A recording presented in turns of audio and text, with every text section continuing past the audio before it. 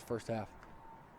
Second down and 10 after the incompletion. Nickel goes left side this time. Gatling makes a catch, and Gatling is gone. Touchdown, Milton.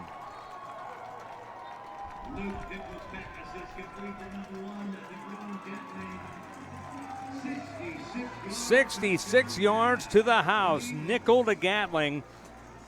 You know, Gatling's been wanting to get one since last week. He got a little frustrated being double-teamed, but that time they ran a good route for him, and Nickel put the ball right where it needed to be. Again, that's just getting a playmaker the ball in space. That's the name of the game. Pass to Mason. He gets to the outside, and he may go to the house. One man to beat. He's in. Touchdown. St. Edward, 34 yards.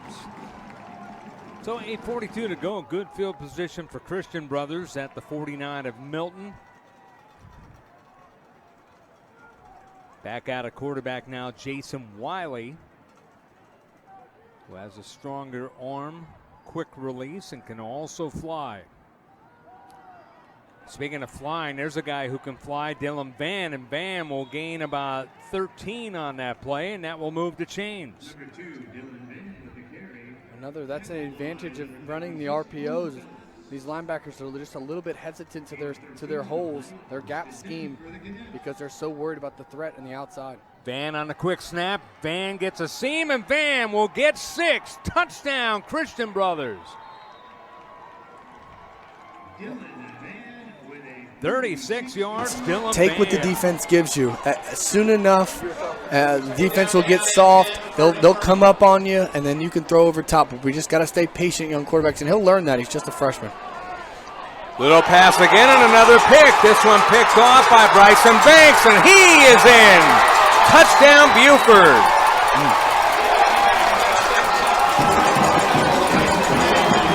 All of a sudden, it's 30-7 with 10:25 to play. Wow. Scott Galetti and Brandon Doughty here in Canton, Ohio at Tom Benson Hall of Fame Stadium. You see the score, 34-20 in favor of Christian Brothers over Milton. Christian Brothers out of St. Louis, Missouri. The Missouri Class 6 champions of last year. Only loss to East St. Louis in the opener, 48-44. We'll see them tomorrow night in the finale of this event. Milton 0-1. They were runners-up in the 7A championship game to Collins Hill last season. And here comes the run back as it's Mark Esley II getting near the 20.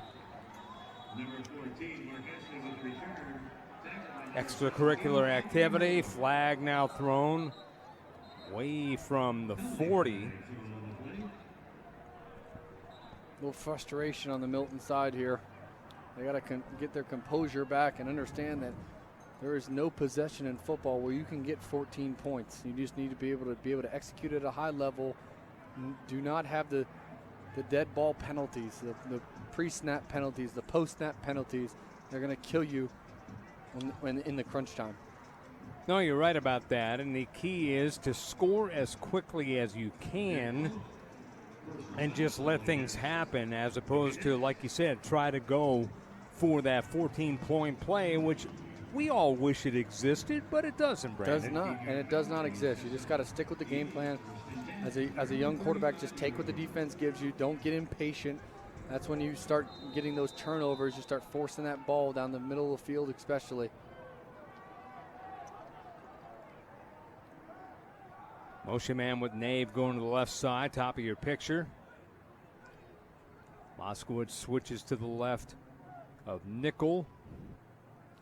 Clock is stopped, so no rush. Play action to Moskowitz. The pass right side to Esley. He catches it down the right sideline. Tried to make a move and slipped down, but he thought that he was open enough to go downfield for 6. Wow. And he ended up with a big-time reception. Dorian DuBose on the coverage, credited with the tackle. But what a route by Esley, and that's one of the things that he can do. Yeah, great route, great combination. All they did is try to bracket. They tried to pass off 1 and 2 on the outside and versus the cover 4 defense. Had a little bit of miscommunication, hit him for a big play. Esley again. This one like last week when we were doing the Freedom Bowl in Milton, Georgia, what you talked about and said many, many times, Brandon, that's almost like a run play. You just get a little pass on the right and let the guy who has the move and speed make some moves in speed. Yeah, out in space. Get your playmakers out in space. That's what the game of football is all about. Something to watch out here is Gatling is one-on-one on the outside to the top of the screen here. Maybe a little double move, maybe a shot to him. That's a good be point. Careful. Well, he's looking that way, and he gets him on a slant, and he gets him right on cue. The catch was made at the 10, and he's down to the 7. Man, Nostradamus, you called that one. Yeah. I just saw him single coverage out there. Your best receiver, he doesn't. When he gets single coverage, a young quarterback just got to identify that. Your best player, Nickel, does a good job staying in rhythm, gives him an accurate ball in traffic. That's a big time catch by Gatling here, showing off his array of talent. The infamous number 40, who was not put on the roster. The PA announcer doesn't have his name either. We wish we did, but he's had a heck of a game on defense. Little flip in the end zone. That is too high to handle for Ryan G. Took a shot there. Great decision by Nickel. That is a senior level decision right there. He was going to say that you were going to catch this ball or nobody was going to catch the ball. My philosophy in the tight zone is check down or touchdown. When anything else does not matter here. We need to protect the football and make sure that our guys are coming away with it and we have the ball to end this series. This is the best case scenario, though. They've gotten downfield in a couple of plays. They need to get it in for it to work even better, but down 2 scores are doing what they need to do, and there's Gatling into the end zone. Touchdown, 7 yards. DeBron Gatling from Luke Nickel. Second touchdown of the game and season for Gatling. Great patience right there by Gatling, not coming off the ball real strong, just kind of slow plays the outside. Nickel does a good job. He's making an accurate throw, a little too much soft coverage there by Christian Brothers, and they paid for it. Big score by Milton, and score fast. That is huge. Moda in to kick the extra point.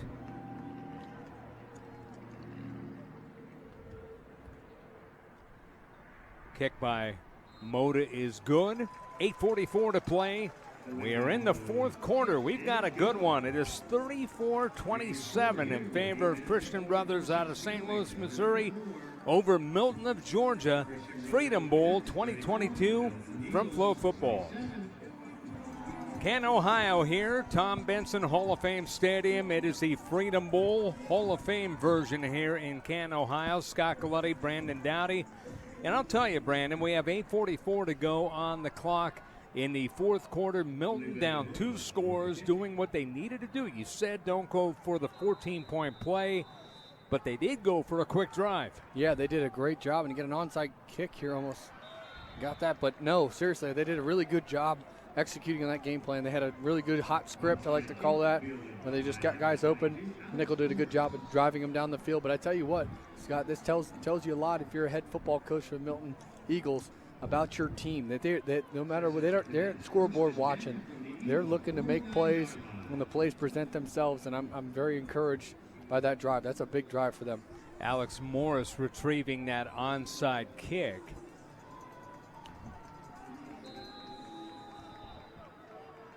So 8:42 to go. Good field position for Christian Brothers at the 49 of Milton. Back out of quarterback now, Jason Wiley, who has a stronger arm, quick release, and can also fly.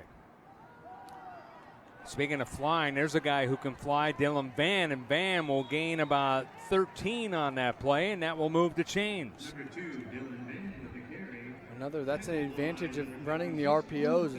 These linebackers are just a little bit hesitant to their holes, their gap scheme, because they're so worried about the threat on the outside. Van on the quick snap. Van gets a seam, and Van will get 6. Touchdown, Christian Brothers. Dylan Van with a 36 yards, Dylan Van. And you talk about a quick drive. How about a couple of plays? Wow, what a hole. What a hole by this offensive line. They do a great job just running the repeat call 2 plays in a row. Look at this hole that I could have ran through that one. Makes the safety miss. Anytime you can get a running back on a 3rd level player, a safety, a corner, they have to make those guys miss. That's what they're born to do. And he did a good job there in getting downfield. Big score for Christian Brothers. What a answer. And the kick by Sunday Casons is good. Kick is good, 41-27. Christian Brothers over Milton. 8:20 to go in the fourth. Freedom Bowl 2022 from Canton, Ohio on Flow Football. Welcome everybody here from St. John's College High School in Washington, D.C. It's Flow Football's coverage of a big one here today. It's St. John's taking on DeMatha, the Cadets against the Stags. I'm Scott Galetti along with my broadcast partner, Brandon Doughty. And Brandon, I'll tell you what, we got a good one in store here on a beautiful afternoon in D.C. You know, we do. We have two teams that have it likewise on a likewise mindset on offense and defensive side of the ball. It should be a good one. A lot of fireworks early and often in this one. DeMatha comes in with a 6-1 record, and it is a big record for St. John's as well. They're 5-2, but all their games have been close. Yeah, they do a really good job of controlling the line of scrimmage. They do a good job of being fundamentally sound and executing at a high level in the run game, and also being able to sure things up in the pass game. For DeMatha, they're going to have to start fast in this game, create opportunities where they can be manageable on third down, so they have to win their first and second down this week if they're going to find a chance to win this game. There's a lot of keys, a lot of players, but ultimately whoever wins this line of scrimmage battle, DeMatha can do it, and they will come up successful. Yeah, there's the keys on offense. Get the ball to Cody Williams, whether it be his wide receiver spot, the Wildcat, you name it, he's going to get the ball. Multiple ways. They're going to try to get him in the backfield on the perimeter. They want to get him out in space so he can make things happen with his feet. Right now we'll also look at players to watch for DeMatha. Tavani Mizell, an outstanding guy in 80 carries, 545 yards, 3 touchdowns on the air. So now we go to St. John's, and St. John's, an outstanding season. We mentioned 5-2 as you look at DeMatha on the sideline, but the St. John's Cadets with a 5-2 record, and their keys to the game are simple. There's their record. They were 11-0 last season, won the Capital title, coming 5-2. And keys to the game for them, simple. Win the time of possession, sustain drives, hang on to the ball, and control the line on defense. Yeah, and that is the recipe for success for both of these teams. For St. John's specifically, they're going to have to do a good job of finding big explosive plays versus this DeMatha team that doesn't give up them. So we will come back here in just a moment as we get ready for today's game, DeMatha and St. John's on Flow Football.